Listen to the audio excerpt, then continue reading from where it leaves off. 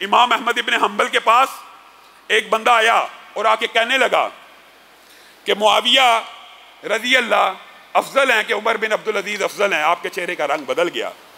آپ نے اس کو ساری بات سمجھائی کہ معاویہ کے نتنوں سے معاویہ کے گھوڑے کے ناک سے ٹکرانے والی گرد جو ہے وہ بھی عمر بن عبدالعزیز سے افضل ہے، کیونکہ وہ صحابی ہیں اور صحابی کا مقابلہ کسی امتی سے نہیں ہو سکتا. ہم صحابہ کے برابر کسی کو نہیں سمجھتے. یہ باتیں سمجھا رہے. انہوں نے کہا فلاں علاقے میں ایک شخص ہے جو عمر بن عبدالعزیز کو معاویہ سے بہتر سمجھتا ہے. تو امام احمد ابن حنبل نے، امام اہل سنت نے ایک فتویٰ جاری کیا، جو بندہ کسی امتی کو کسی صحابی سے افضل سمجھتا ہے، بات تو یہ تھی. اور عمر بن عبدالعزیز کا مقام کیا کم ہے؟ بہت بڑے ولی اللہ ہیں، بعد میں خلیفہ راشدین میں سے خلفائے راشدین میں شمار کیا. اتنے بڑے خلیفہ ہیں، ان کے بارے میں ایک بندے کا عقیدہ کہ وہ امیر معاویہ سے افضل ہیں. تو امام احمد ابن حنبل نے کہا آج کے بعد تو نے اس کے ساتھ نہیں بیٹھنا، آج کے بعد تو نے اس کے ساتھ کھانا نہیں کھانا، آج کے بعد تو نے اس کے ساتھ پانی نہیں پینا. اگر وہ بیمار ہو جائے تو تو نے اس کی عیادت نہیں کرنی، وہ زندیق اور گمراہ ہے. یہ وہ امیر معاویہ ہیں. ان کے بارے میں اس بدبخت نے کہا یہ کلمہ خبیثہ ہے، معاذ اللہ ثم معاذ اللہ، اور اس کے خلاف پرچہ نہیں ہو رہا. احتجاج کریں گے تو ہوگا. انتظامیہ کیا چاہتی ہے؟ معاشرے میں جو نقص امن کر رہا ہے، جو گستاخی کر رہا ہے، اس کو تو نہیں پکڑا جا رہا. ہم احتجاج کی آواز اٹھائیں گے، یہ جی پھر فرقہ واریت پھیلاتے ہیں، یہ شر پسندی کرتے ہیں. امیر معاویہ جن کو رسول اللہ صلی اللہ علیہ وسلم نے دعا دی، ویسے یہ رسول اللہ صلی اللہ علیہ وسلم کی باتوں کو کیسے پیش کرتے ہیں، اور جس کے نام کے ساتھ رسول اللہ نے دعا دی، اللہم اجعلہ ہادیا ومہدیا واہدی بہ، اللہ اس کو ہادی بنا، اللہ اس کو مہدی بنا، اور اس کے ذریعے لوگ ہدایت پکڑیں. کیا رسول اللہ کی یہ دعا قبول نہیں ہوئی؟ تاریخ اسلام اس بات کے اوپر گواہ ہے. امیر معاویہ کے دور میں جو فتوحات ہوئی، بنو امیہ کے دور میں جو فتوحات ہوئی، اس کے بعد اسلامی ریاست 1 کلومیٹر بھی نہ پھیل سکی. اس کے بعد صرف سکڑتی گئی ہے، پھیلی نہیں ہے. تو کیا رسول اللہ کی یہ دعا قبول نہیں ہوئی کہ لاکھوں کی تعداد میں، کروڑوں کی تعداد میں، لاکھوں مربع میل اس عظیم الشان صحابی کے ہاتھوں فتح بھی ہوا، اور لوگوں نے ہدایت کو بھی اختیار کیا، اور لوگ لاکھوں کی تعداد میں مسلمان ہوئے. اور اسی پر بس ہے اللہم علم معاویۃ الکتاب والحساب وقہ العذاب. اے اللہ معاویہ کو حساب اور کتاب کا علم بھی دے، اور اس کے اوپر سے عذاب کے ہر قطرے کو، عذاب کے ہر شعلے کو ہٹا دے. کون دعا کر رہا ہے؟ پیغمبر آخر الزمان. یہ آپ کو کس نے سمجھایا ہوا ہے؟ معاذ اللہ. یہ دوریاں، یہ جی دو رشتہ داریاں، یہ بنو ہاشم بنو امیہ، یہ سارا جھوٹ اور مبالغہ ہے. حضرت امیر معاویہ رسول اللہ کے برادر نسبتی ہیں. حضرت امیر معاویہ کا رسول اللہ سے کوئی دور کا رشتہ نہیں ہے، بڑا قریب کا رشتہ ہے. آپ کی بہن رسول اللہ کی بیوی ہیں. یہ آپ نے ہاں لمبی داستانیں، یہ بنو امیہ کی، بنو ہاشم کی الگ الگ شاہیں تھی. رسول اللہ نے بنو امیہ میں 3 بیٹیاں دی ہیں، بنو ہاشم میں 1 بیٹی دی ہے. یہ کہانیاں سن سنا کے اس عظیم الشان صحابی کے اوپر تان و تشنیع. اور حضرت معاویہ دروازہ ہیں. میں آپ کو یہ بات پہلے بھی کہہ چکا ہوں. حضرت امیر معاویہ کیا، کوئی بندہ امتی حضرت ابو بکر جتنا نیک ہو جائے، کیا ان کے شر سے بچ جائے گا؟ کیا حضرت ابو بکر بچ گئے ہیں؟ کیا حضرت عمر ان کے شر سے بچ گئے ہیں؟ اس محرم کے اندر بھی گستاخیاں ہوئی ہیں، ان کے خلاف تو پرچے ہوئے ہیں، کیونکہ وہ عوام کے لوگ تھے. انہوں نے گستاخی کی حضرت ابو بکر کے خلاف، عمر کے خلاف، ان کے خلاف پرچے ہو رہے ہیں.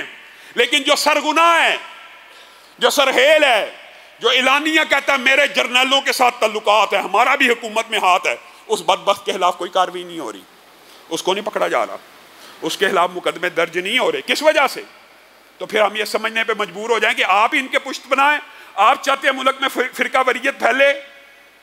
یہ وہ عظیم الشان صحابی ہیں، یہ وہ عظیم الشان صحابی ہیں. ام حرام بنت ملحان ایک مرتبہ رسول اللہ ان کے گھر میں جایا کرتے تھے، سوئے ہوئے تھے، اچانک سو کے اٹھے، مسکرانا شروع ہو گئے. ام حرام نے کہا اللہ کے رسول آپ مسکرا رہے ہیں؟ کہا ہاں میں نے خواب میں، یہ جو مسکراہٹ ہے یہ خوشی ہے، یہ رسول اللہ صلی اللہ علیہ وسلم کی بشارت ہے. ہاں میں نے دیکھا، مراد یہ تھی رسول اللہ نے خوشی میں خواب دیکھا کہ میری امت کا ایک گروہ تختوں پہ بیٹھ کے سمندروں کے اوپر جہاد کر رہا ہے۔ ام حرام نے کہا اے اللہ کے رسول دعا کیجئے میں بھی اس لشکر میں شامل ہو جاؤں۔ رسول اللہ نے کہا نہ صرف لشکر میں شامل ہوگی بلکہ اسی میں شہید ہو جائے گی۔ آپ کو پتہ ہے یہ لشکر کون سا لشکر ہے جس کو رسول اللہ صلی اللہ علیہ وسلم بشارتیں بھی دے رہے ہیں، خوش بھی ہو رہے ہیں، ہاتھ سے مسکراتے ہوئے اٹھ رہے ہیں؟ حضرت امیر معاویہ نے اس لشکر کی قیادت کی اور پہلا بحری بیڑا بنا کر جب سمندر کے اوپر ڈالا، ام حرام کو خبر ملی، دوڑتی ہوئی شریک ہوئی اور جنگ میں نہیں واپسی پہ گر کر شہید ہو گئیں، اور رسول اللہ صلی اللہ علیہ وسلم کا فرمان سچا ہو گیا کہ ام حرام تو اسی لشکر میں شامل ہوگی۔ یہ وہ عظیم الشان جلیل القدر صحابی رسول ہیں، ان کے ساتھ یہ معاملہ کیا جاتا ہے۔ یہ پہلا دروازہ ہے۔ اگر حضرت امیر معاویہ کے اوپر آپ اور میں ہماری غیرت مر جائے، تبرے بازی کو، دشنام ترازی کو برداشت کر لیں تو پھر وہ آگے بڑھتے چلے جاتے ہیں۔ کیا رسول اللہ صلی اللہ علیہ وسلم کے خاندان کا احترام کرتے ہیں؟ یہ صرف مبالغہ ہے۔ رسول اللہ کے خاندان میں ان کی بیویاں شامل نہیں، ان کے داماد باقی شامل نہیں، ان کے سسر شامل نہیں، پورے خاندان کو یہ برا سمجھتے ہیں۔ حضرت ابو بکر جو سسر ہیں وہ بھی برے، حضرت عمر جو سسر ہیں وہ بھی برے، حضرت ابو سفیان جو سسر ہیں وہ بھی برے۔ آپ کے سامنے ایک میں حدیث رکھنا چاہتا ہوں بخاری شریف کی، اس کے اندر رسول اللہ صلی اللہ علیہ وسلم نے حضرت ہندہ جب آئی تو آ کے کہنے لگی اللہ کے رسول زمانہ جاہلیت میں آپ کا خاندان مجھے ایسے لگتا تھا، ایسے لگتا تھا، ایسا لگتا تھا۔ تو رسول اللہ صلی اللہ علیہ وسلم نے کہا وَأَيْزًا، مجھے بھی ایسے ہی لگتا تھا تیرا خاندان۔ بعد میں وہ کہنے لگی اللہ کے رسول جب سے اسلام کو قبول کیا، یہ بات بھی آئی ضمنی طور پہ تو سمجھ لیجئے، پراپوگنڈا نصاب کی کتابوں میں حضرت ہندہ نے کلیجہ چبایا تھا، معاذ اللہ ثم معاذ اللہ۔ یہ روایت ضعیف ہے، مردود ہے، باطل ہے۔